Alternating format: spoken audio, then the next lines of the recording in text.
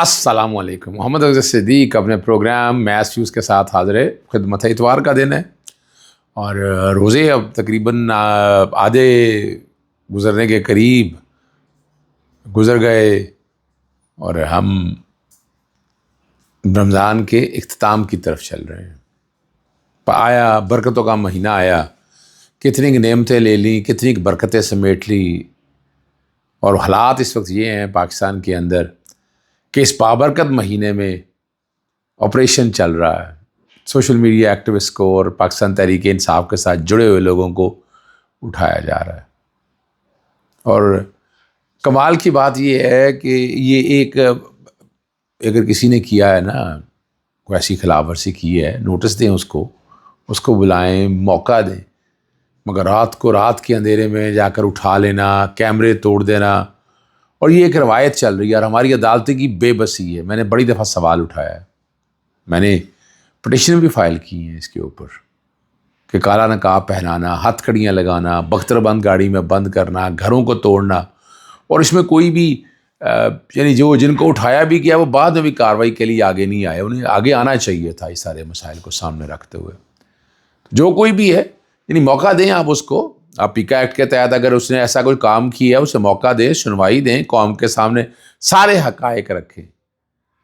مگر رات کے اندھیرے میں اٹھا کر، اس کا مقصد تو سیاسی انجینئرنگ ہے، پولیٹیکل انجینئرنگ ہے کہ آپ اپنا بیانیہ چلانا چاہتے ہیں اور لوگوں کو بیک فٹ پہ لے جانا چاہتے ہیں. یہ طریقہ کار کامیاب نہیں ہو سکتا. آپ کے لیے بڑے مسائل رہیں گے، یاد رکھیے گا. اور مفتی منیر شاکر کے بارے میں تحریک طالبان پاکستان نے ذمہ داری قبول کر لی ہے. اب وہ کہانی عجیب سی ہے. تو خوارج کس کو کہیں گے؟ یعنی جو ابھی فتنہ خوارجی کی بات ہو رہی ہے، اور یہاں ایک سوال تو اٹھتا ہے نا کہ Tehreek Taliban Pakistan T T P آ کر پھر دوبارہ یہاں آباد ہوگی، یہاں ڈیرے دوبارہ لگا لیے، اپنے آپریشن وہ کر رہی ہے اور ہم بے بس ہیں. ہمارے ادارے، ہماری انٹیلیجنس کی ایجنسیاں وہ اس بات کو کیٹر نہیں کر پائیں. میں اس پہ یہ کہ پولیس کا کام ہے، کاؤنٹر ٹیررزم کا ڈیمانڈ، فرنٹیئر کانسٹیبلری ہے، اور بہت ایسے وہ لوگ ادارے ہیں جو ان کا کام یہی ہے. اور ہم اس انٹیلیجنس میں وہاں تک پہنچ نہیں پاتے. وہ ہم سے کوئی زیادہ طاقتور ہے، زیادہ ریسورسفل ہے، کیا ان کے پاس ٹیکنالوجی زیادہ ہے؟ لیکن یہ آپ کے سامنے، آپ خود دیکھ لیں، اندازہ لگا لیں کہ ہم کہاں کھڑے ہیں، ہم کیا کر سکتے ہیں، ہمارے پاس ہے کیا. یعنی اس کو ریویو کرنے کی ضرورت ہے. آپ کو نیشنل ایکشن پلان یا باقی چیزوں سب کو اکٹھا رکھ کے یہ فیصلہ کرنے کی ضرورت ہے کہ آپ کیا کریں گے، آپ کیا چاہتے ہیں. یہ سوچیں اس بات کو. یہ ایک سوچیں گے تو آپ چیزوں کو آگے لے کر جائیں گے، اور اس طرح معاملات چل نہیں سکتے ہیں. اگلا جو مہینہ ہے، ایک تو مارچ میں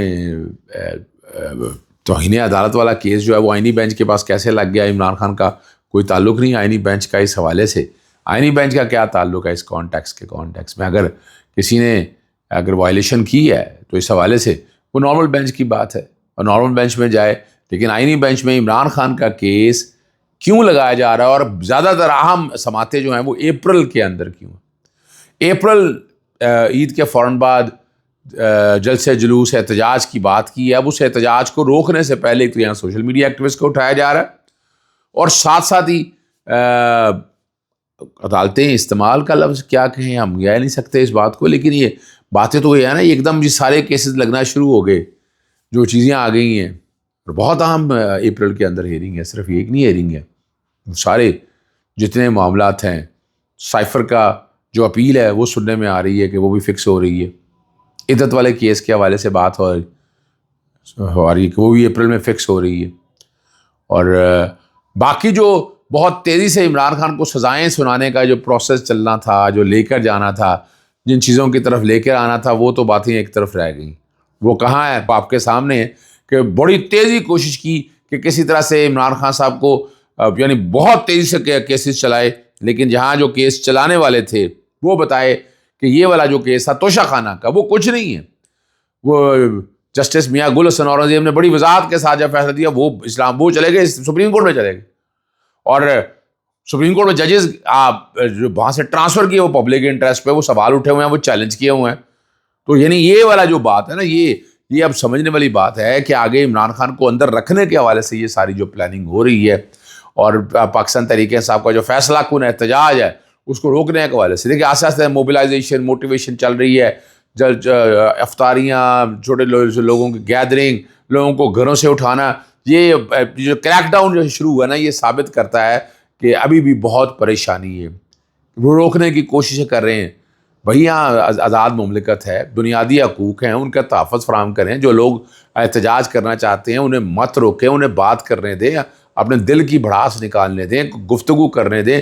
آپ گفتگو بھی نہیں کرنے دیتے، آپ نہیں چاہتے کہ وہ لوگ اگر بات بھی کریں، ہر ایک آرٹیکل 19 ہے اور جو بنیادی حقوق ہے، پھر دفن کر دیں ان سب کو، ان کو رکھ کر آپ نے کیا کرنا ہے۔ یہ اب جو عمران خان صاحب کا توہین عدالت والا کیس ہے، آپ کو یاد ہے دھرنے اور جلسے جلوس کے حوالے سے جب روکا تھا سپریم کورٹ نے جسٹس عمر طاہر بندیال صاحب کے دور کی باتیں ہیں 2022 کے کانٹیکس کے حوالے سے، توہین عدالت کہنا کہ وہ موبائل بند تھے، بلایا گیا، فلاں جگہ نہیں آنا، وہ ڈی چوک نہیں آنا، یعنی وہ ساری چیزیں ریکارڈ کے اوپر ہے اور ہر ایک کو پتہ ہے کہ آپ نے چیمبر لگا کے موبائل کی سروس بند کر دی۔ اس کے بعد تو اب تو زبان بندی تو ویسے ہی ہو چکی ہے، کوئی کیس نہیں لگنے دے رہا، اور جس طرح سے چیزوں کو لے کر چل رہے ہیں وہ بھی آپ سمجھ سکتے ہیں نا کہ حالات کیا ہیں۔ حالات جس دہج پہ پہنچ چکے ہیں وہ سوچنے والی بات ہے کہ کیا واقعی حالات اس دہج پہ پہنچ چکے ہیں۔ لیکن اگر آپ ملک کو آگے لے کے جانا چاہتے ہیں تو خدا را یہاں پبلک کو انگیج کریں۔ یہ ملک اس وقت بہت مشکل میں ہے۔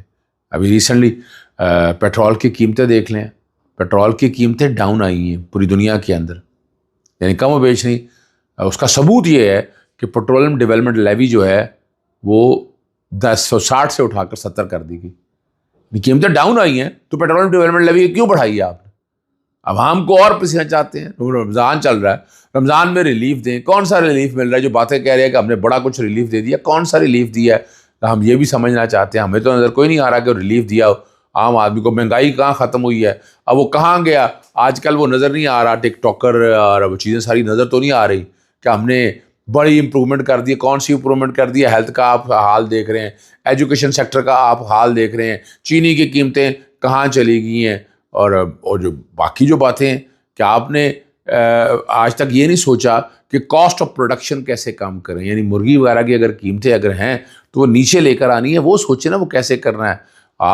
وہ جو انگریڈینٹ ہے، سویابین نہیں آ رہا، سویابین دوسرا آئل والا آ رہا ہے، مرغی کی فیڈ میں استعمال، فیڈ دیکھیں مہنگی، چوزا مہنگا، تو یہ سارے ایلیمنٹ کو جب آپ اکٹھا کر کے دیکھیں نا تو آپ کو سمجھ آتی ہے کہ حالات کیا ہیں۔ یہ سوچنے والی بات ہے، یعنی اس کو کیسے کیٹر کرنا ہے۔ آپ روزمرہ چیزیں نہیں سیٹل ڈاؤن کر سکے، آپ اب سیاسی جماعت کو دبانے کے لیے روک نہیں رہے، یعنی پچھلے 3 سالوں سے یہ پروسیس سارا چل رہا ہے۔